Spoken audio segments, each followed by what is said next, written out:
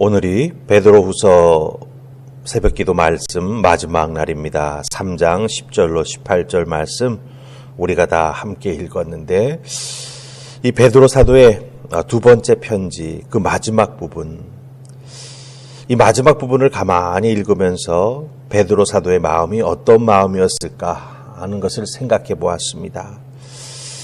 이 땅의 모든 주님의 자녀를 향한 베드로 사도의 그 절절한 사랑과 따뜻한 마음을 깊이 느낄 수 있었습니다. 신앙생활, 믿음의 경주를 온전히 완주하기를 바라는 그 베드로 사도의 간절한 소망을 오늘 말씀 속에서 우리가 발견할 수 있다라고 하는 것이죠. 마지막까지 그 귀한 믿음 잘 지키는 신실한 성도가 되기를 간절히 바라는 그 베드로 사도의 마음을 우리가 여기서 발견할 수 있다라고 하는 것입니다. 특별히 베드로 사도가 이 편지를 썼던 그 시절에는 정말 거짓 선생들, 이단들이 참으로 많이 일어났습니다. 미혹하게 했고 그리스도인들을 실족하게 만들었고 믿음에서 떠나게 만드는 그런 정말 악한 일들이 너무나 많이 있었던 것이죠.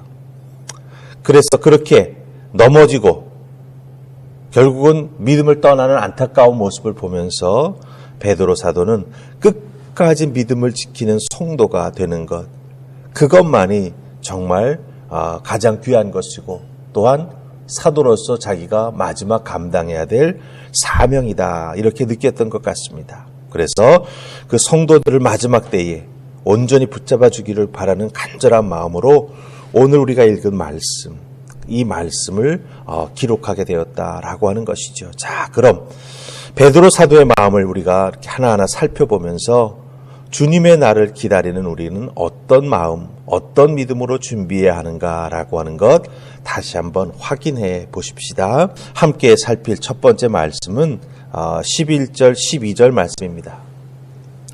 11절, 12절 다 찾으셨죠? 같이 읽으십시다. 이 모든 것이 이렇게 풀어지리니 너희가 어떠한 사람이 되어야 마땅하냐? 거룩한 행실과 경건함으로 하나님의 날이 임하기를 바라보고 간절히 사모하라. 그날의 하늘이 불에 타서 풀어지고 물질이 뜨거운 불에 녹아지려니와. 아멘. 이 주님의 날, 마지막 심판은 예수님 말씀하셨던 것처럼 도둑처럼 정말 알지 못하는 때에 임할 것입니다. 마태복음 24장 42절에서 43절 말씀에서 주님이 그렇게 말씀하셨죠. 마지막 날의 심판은 도둑같이 임할 것이다. 베드로 사도도 10절에서 주의 날은 도둑같이 올 것이다, 이렇게 말합니다. 자, 그렇다고 한다면 이 주님의 날이 도둑같이 임할 때인데 그때 일어나는 현상이 있습니다. 어떤 현상입니까? 바로 만물과 물질은 녹아 없어진다라고 하는 거죠. 영원할 것 같았던, 우리의 눈에 보였던 그 찬란한 것들, 우리의 마음, 우리의 눈을 뒤흔들어 놓았던 이 세상의 모든 물질은 다 녹아 없어져 버린다라고 하는 것입니다. 세상의 물질은 사라져 버리지만 믿는 자들은 어떻게 됩니까? 우리의 육체는 부활해서 우리 하나님 앞에 서게 될 것이고 우리의 믿음을 잘 지켜 하나님 앞에 갖기에 착하고 충성된 종이라 칭찬받으며 우리는 정말 하나님 옆에 서게 된다라고 하는 것이죠. 자, 그렇다고 한다면 우리는 이 땅에서 그렇게 하나님 앞에 바로 서기 위해서 어떤 믿음의 모습, 삶으로 이 땅을 살아가야 할까라고 하는 것입니다. 자, 11절, 12절 우리가 읽었는데 베드로 사도는 거기에서 세 가지를 말해줍니다. 거룩한 행실, 경건함. 이건 11절에 나옵니다. 그리고 12절에 하나 더 나오는 것이 있습니다. 바로 하나님의 날이 임하기를 바라보고 사모하라. 즉 하나님 나라에 대한 소망을 가지고 살아가라 라고 하는 것입니다. 거룩한 행실을 준비해야 된다. 베드로 사도가 11절에서 이렇게 말했습니다. 이 거룩함이라고 하는 단어는 우리 인간에게서부터 나온 단어가 아닙니다.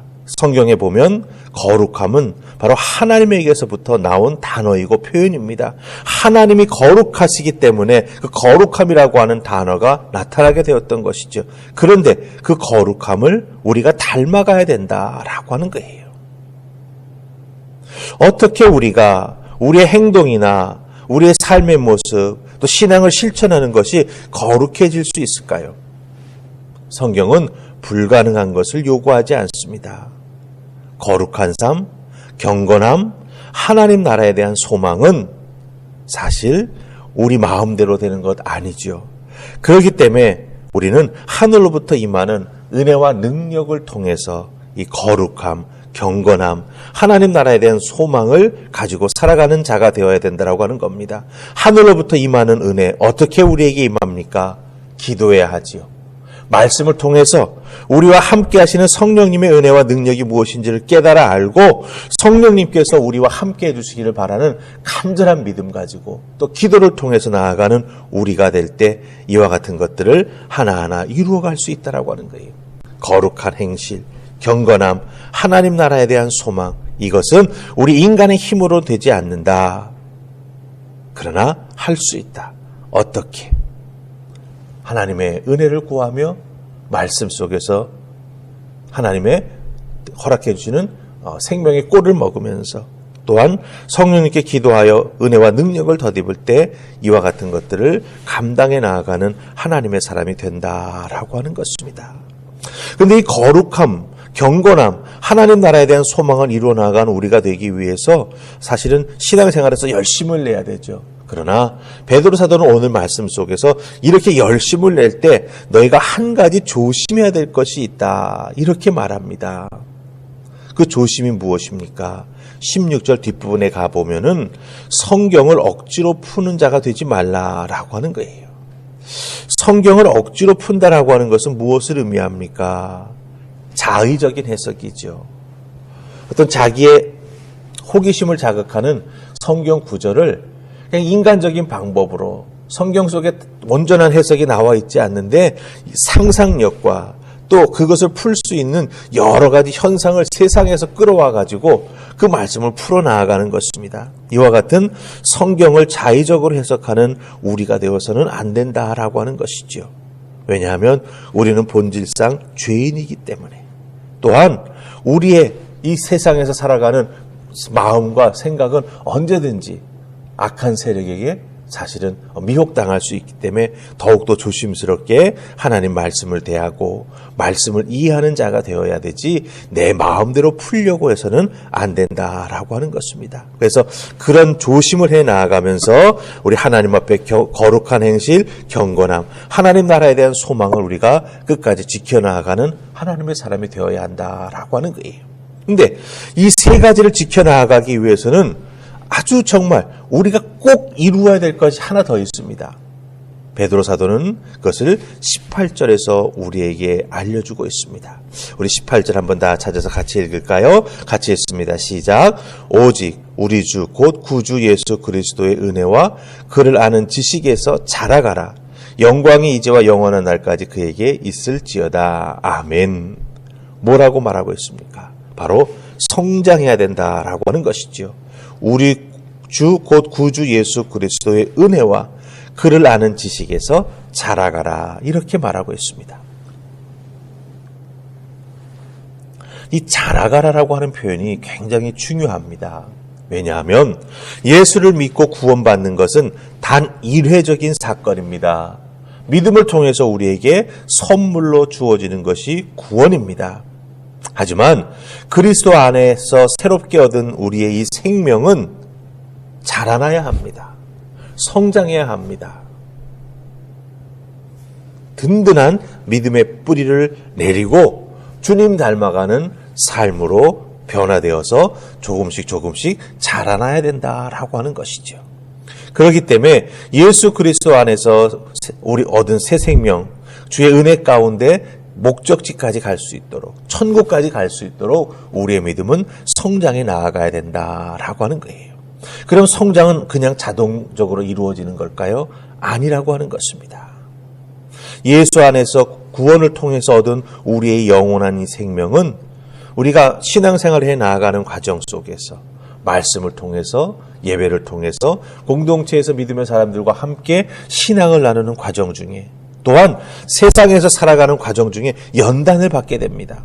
연단을 받게 되면서 우리의 믿음, 우리의 생명은 더욱더 강건해지는 것이죠. 이런 과정을 통해서 우리는 정말 우리의 믿음을 성장시켜 나아가야 된다라고 하는 것입니다. 사실 우리의 신앙 여정은 천국 갈 때까지 멈춰서서는 안 됩니다. 계속 달려야 합니다. 그렇기 때문에 힘듭니다. 계속 성장해야 되기 때문에 사실은 우리가 늘 살아있고 또한 하나님을 향해서 은혜를 갈구하는 마음으로 나아가는 우리가 되어야 하지요. 여러분, 이런 비유를 한번 들고 싶습니다. 운동하기 위해서 러닝머신에서 우리가 막 뛰어간다고 생각해 보시기 바랍니다. 일정 속도로 뛰다가 갑자기 어떤 상황이 있어가지고 그 위에 턱 선다. 달리기를 멈추고 턱 선다. 그럼 어떻게 됩니까? 분명히 넘어지게 되어 있습니다. 왜? 러닝머신은 일정한 속도로 막 돌고 있는데 돌고 있는 러닝머신에서 뛰어가다가 서야 될 일이 있다고 혹은 힘들고 지친다고 갑자기 탁 서버리면 그 속도에 맞추지 못하기 때문에 넘어지게 된다라고 하는 거죠. 우리 믿음의 사람들, 성도에게 성장은 사실 멈춰서는 안 되는 필수 요건입니다. 우리의 지식과 지혜와 마음과 경건이 더 깊어지고 정말 든든해지지 아니한다면 이 세상 속에서 우리의 신앙을 제대로 지키지 못하고 잘못하면 퇴보할 수 있다라고 하는 거죠. 그래서 베드로 사도는 주님의 날, 그때를 기다리는 우리들은 성장하는 하나님의 사람이 되어야 한다라고 하는 것을 우리에게 가르쳐주고 있습니다. 그래서 은혜와 예수님을 아는 지식에서 자라가라 우리에게 부탁을 하고 있다라고 하는 것이죠. 옛날에 영어 공부할 때 그 책에 나왔던 광고가 기억납니다. 영어에는 왕도가 없다. 마찬가지입니다. 신앙생활도 왕도가 없습니다. 견고한 믿음을 갖기 위한 손쉬운 방법은 없습니다. 좁은 길, 협착한 길, 우리가 계속 달려야만 하는 그런 믿음의 길이 우리에게 주어져 있다라고 하는 것이죠. 그렇기 때문에 매일매일의 신앙생활이 중요합니다. 주일날 와서 예배하는 것도 중요하지만 나의 삶의 자리에서 매일매일 내가 말씀을 읽고 말씀의 은혜를 먹고 기도하면서 하늘로부터 내리는 은혜를 공급받아 내 삶의 자리에서 나의 거룩함을 지키고 성령님과 동행하면서 삶을 뜨겁게 살아가는 것, 그와 같은 매일의 신앙, 매일의 삶의 모습이 우리에게 중요하다라고 하는 것 꼭 기억하시고 주님의 다시 오심을 기다리는 우리들 정말 거룩함을 잘 지켜나가면서 우리의 믿음에 달려갈 바를 끝까지 멈추지 않고 달려가는 여러분들 다 되시기를 주님의 이름으로 축복합니다. 아멘. 기도하십시다. 좋으신 하나님 은혜 감사합니다. 12월 31일 마지막 새벽 기도 한 해를 마무리하면서 베드로 사도의 귀한 충고의 말씀을 들을 수 있도록 은혜 베풀어 주시니 감사합니다. 주님의 날을 기다리는 우리들의 자세, 우리들의 믿음의 모습이 어떠해야 할지 베드로 사도는 정말 우리에게 귀한 것을 가르쳐 주었습니다. 마음에 품고 깨달아 알고 또 행해 나아가는 우리가 되게 하여 주시옵소서. 그리하여 주님 오시는 그날까지 우리의 믿음의 경주를 쉬지 않게 하시고 날마다 성장해 나아가는 우리가 되게 하여 주시옵소서. 성령 하나님 우리를 도와주실 줄 믿사옵고 예수님 이름으로 기도하옵나이다. 아멘.